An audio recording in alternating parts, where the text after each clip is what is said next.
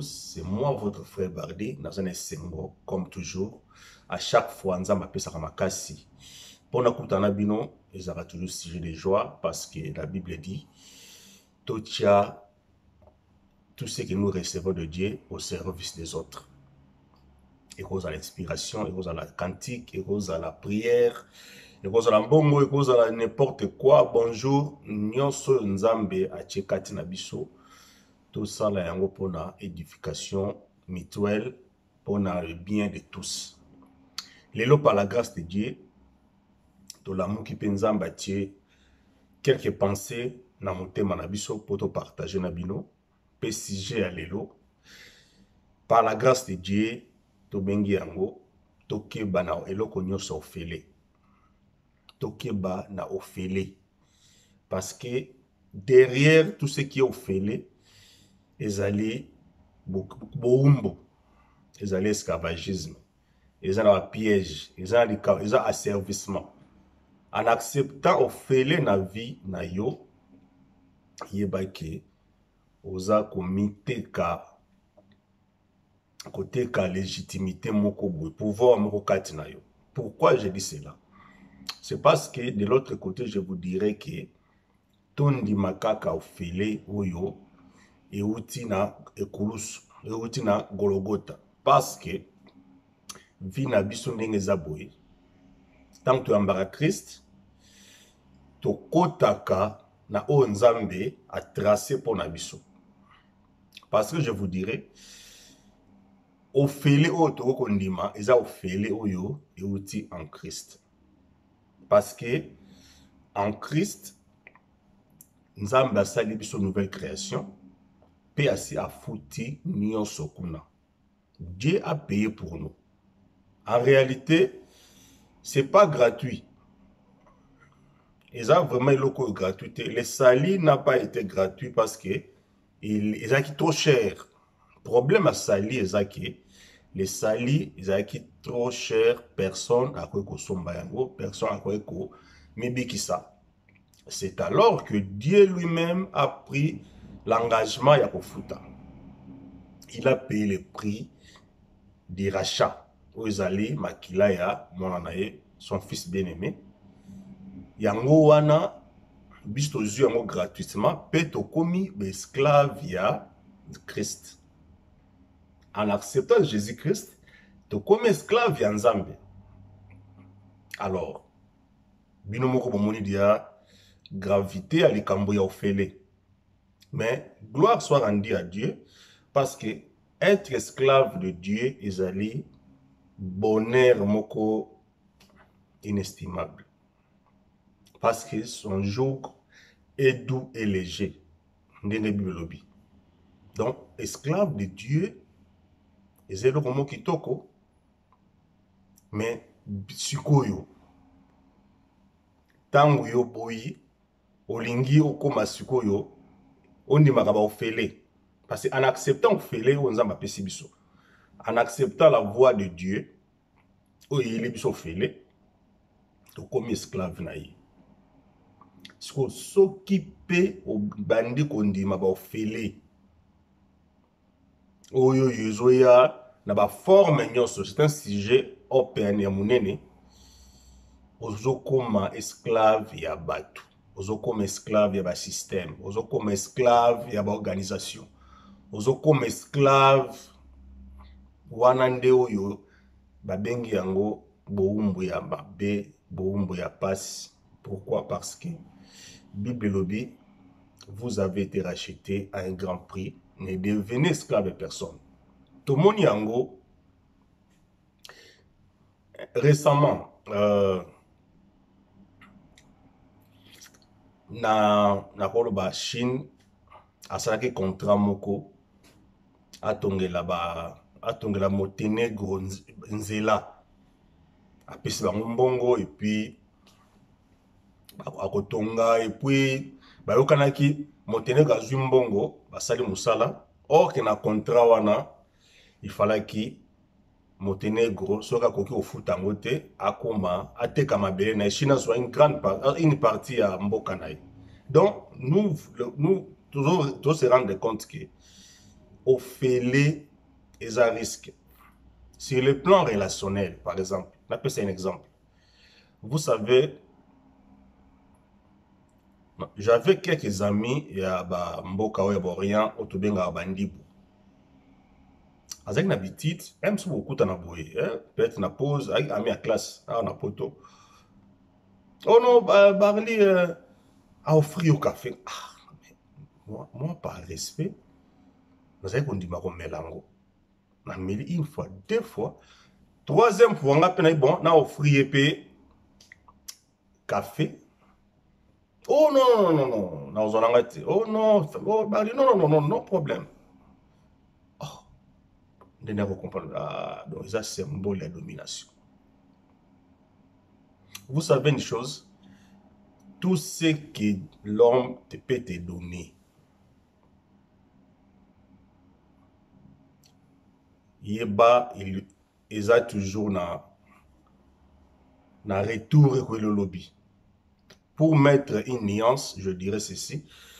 Au début, en Jésus-Christ, c'est vrai.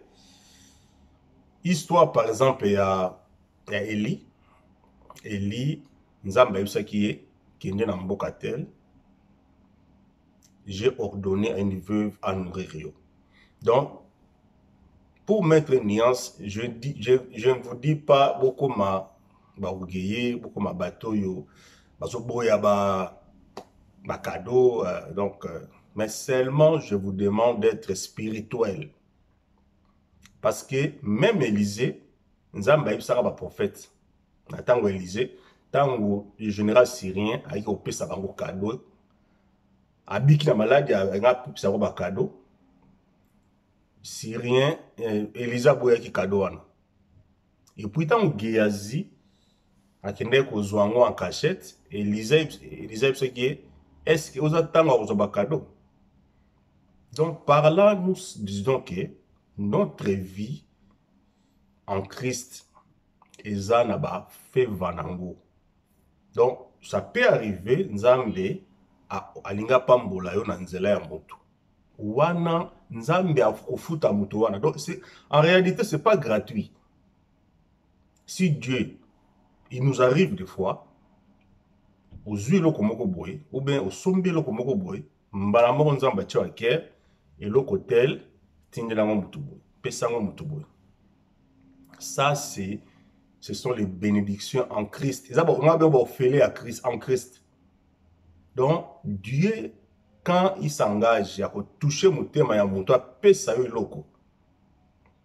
Donc, Nzamba ye bindengeni na ko arranger. D'ailleurs, écoute, Nzamba lo bakaga.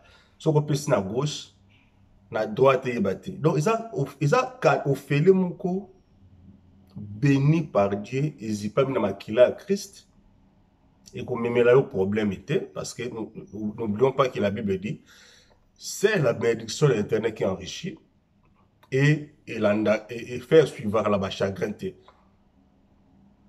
Chagrin zarate. Wana tobo sanangote. Donc, ce qui nous a mis, alinga pambola yo ofele moko boy. Après ça yo, et l'autre moya ofele, on se rend compte que et qu'on me mélange chagrin. Mes frères et seigneurs, mes frères dans le Seigneur, au fêlé, ils ont toujours et l'ogomoromabé. Parce que même la Bible, juste après Délige, Nzamba Lobaki, tant que les cieux et la terre subsisteront, la loi de la moisson et de la sémence et de la semaille est consilatée. Yangoana, nous vous conseillons, nous vous supplions, Totika Ofele. Loi où ils ont régi le Mokiloyo. Ils ont loi ya semaille na ya moisson. Sur le plan, il y a l'ibala. Yangoana, même la Bible reconnaît les dots. Il faut couper sa dot. C'est pas parce que côté na mokili. Vous en avez Afrique, moi c'est à mes côtés nanda kunayo, afandi. Nde yo monyango ipamboli, monango za super homme, oboyi couper sa mbongo ya dot. Yebaki oza sous la malédiction. Tout le monde a poto batu entre bango na bango basali grande fête mais bapesa dot te na famille na Congo. Nyonso wana ezali malédiction parce que ndenge tolobaka toujours libala ezali marque déposée en Nzambe. Eza eloko Nzambe ndasala. Donc soki oboyi honorer le mariage, Nzambe akosilana na bino. Nzambe akombattre bino na forme nyonso. Ofele eza eloko mabe mes frères. Okepa ya motu déjà epa ya Nzambe bayaka maboko pamba te. Bayaka maboko pamba te. Même epa ya autorité nyonso ndenge balobaka, on se présente pas maboko pamba. Donc epa ya Nzambe okoya maboko pamba te. Oye na offrande na yo. Okita la peine de konayo pe ami be mutu mema moi cadeau ata moi vin ata moi quelque chose, ça fait partie il y a loi au Nzamba sala. Donc ofele za mabe loko tu ofele na poto wa bana so atangaka babenga ngo gratuit, mais eza gratuité parce que to futaka ba taxe to futaka ba nini. Ils ont supporté quelque chose, ils ont ça dans ma cambona. Les professeurs ont payé suffisamment bien pour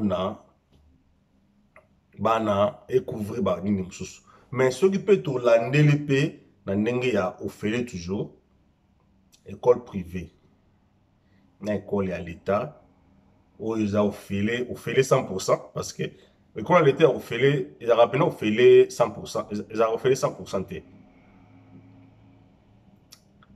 Soki bana batanga kuna na bana batanga be kolo yoza privé au moins la moins différence.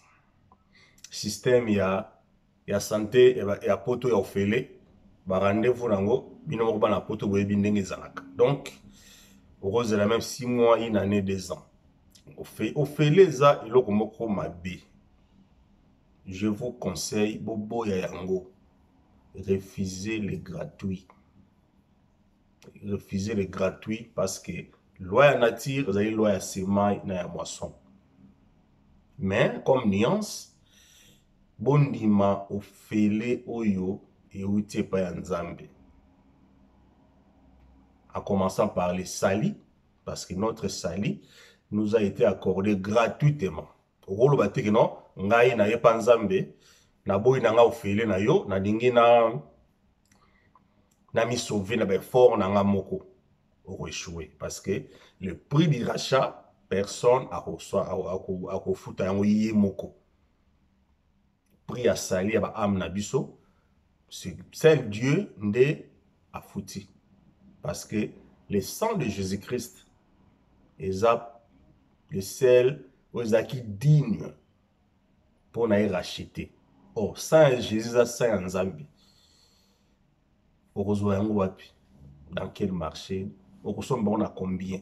Yango wana Nzambe alobi to yamba yango gratuitement.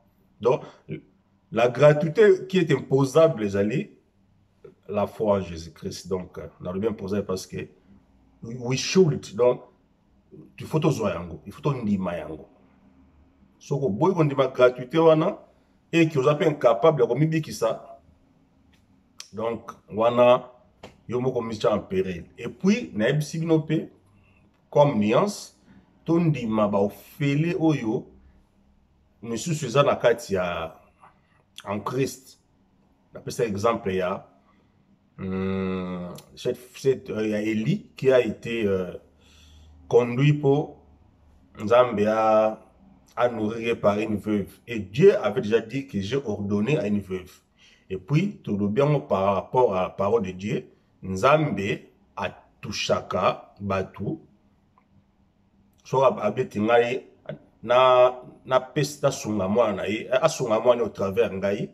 Nzambe opesa nga ba moyen à disposer cœur na ngai à rendre ngo vraiment heureux et na pesa mto avec joie parce que Christ avait dit donner, il y a plus de bonheur à donner qu'à recevoir. Alors Dieu prépare des cœurs ou peniso pesa avec joie pour na pambola mwana na ye ou bien nga pina za béni par quelqu'un mais nzamba ko gérer de façon que humiliation ezala te servitude ezala na kati te règlement des comptes ezala te ozala ba aide ya différent na ba aide oyo ya oyo toyokaka ba union européenne oyo ba cadeau ya bata mokili ba système ya ba organisation ngai nde nasungaki yo ngai nasalaki boye toutes ces choses là des chantages ozala te parce que déjà nzambe aloba soko pesi na gauche droite et baptiste parce que Dieu tient à notre honneur, à notre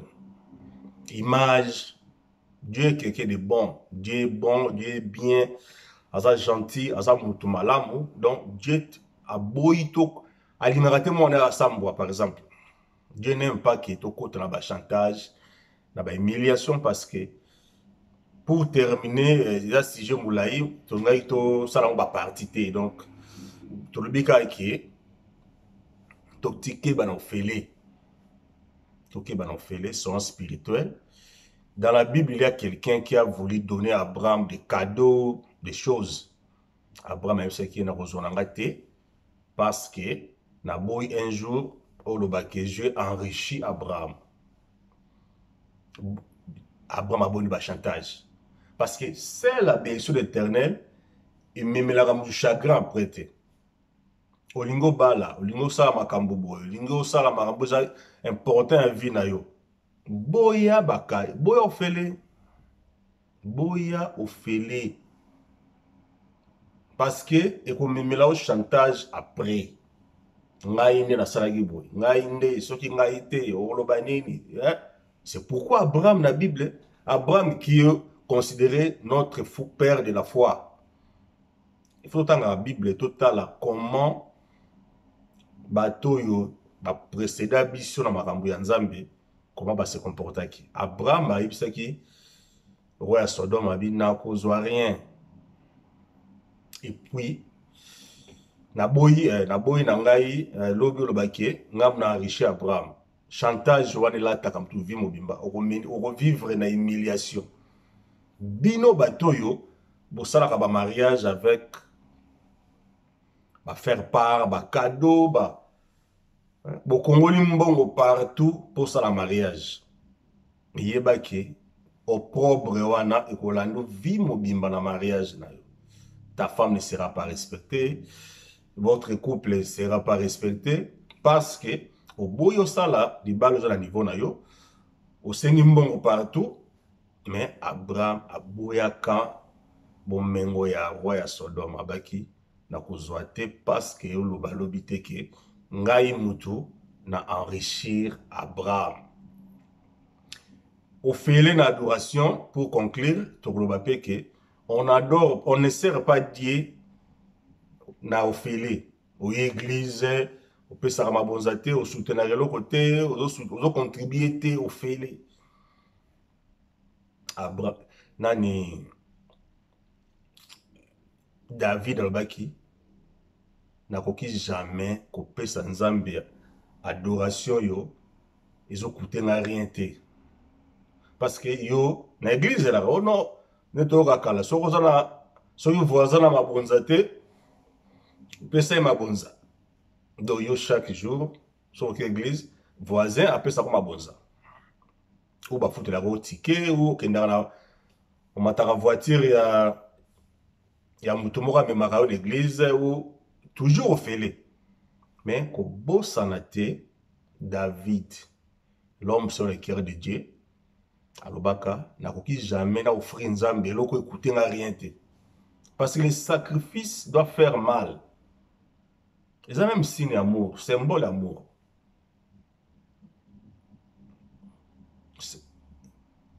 On se sacrifier, hein? Ou même loko yo quand même. Fruit à bilanga, fruit à nini, hein? Musala na yo pesi Nzambe. Ya on a mis Bible, ça baboy, mbongo mususu isa clair to mimbele yango. Donc même les fruits à sacrifice. Ya monaka une maman veuve bapesa bakabela la bango ye. Mais mbongo oyo ya mobali na ye atezali 10 ayi. Alors qu'ils ont avec beaucoup de considération. Parce qu'il y a mbongo wana zali motoki ya muto alingaki abundaki yango pension wana. Donc il faut apporter des choses qui coûtent. Donc mes frères, ça si je me tellement monene, nos pays ont bongaté pour nous faire. Parce que derrière des cadeaux, derrière des choses, ils ont un piège. Donc celle Dieu avait dit à ses enfants, au pesa mutu sans attendre un retour. Mutu azana de nouveauté, mutu azana bonté ma yanzambete. Tant que pesa quelque chose. Même si mutu n'a pas la monté banzambe, tant makambo ça compliqué parce que mes frères pour na biso batito zo ba cadeau ou pour to pesa ba cadeau, il faut nous la conduire par l'esprit de Dieu. Et ça ba cadeau musu ba pesio au boyi au non mon frère.